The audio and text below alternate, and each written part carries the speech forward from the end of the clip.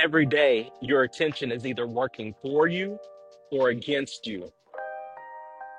Where you focus, your energy follows. If you're constantly focused on what's wrong, guess what? It's going to expand.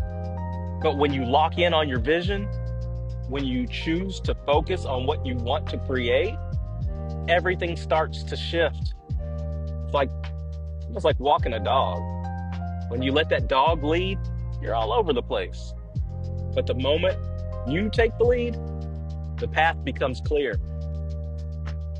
Your mind works the same way.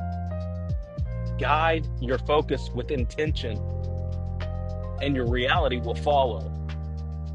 Stay aligned, stay focused, because your attention is the most valuable currency that you have.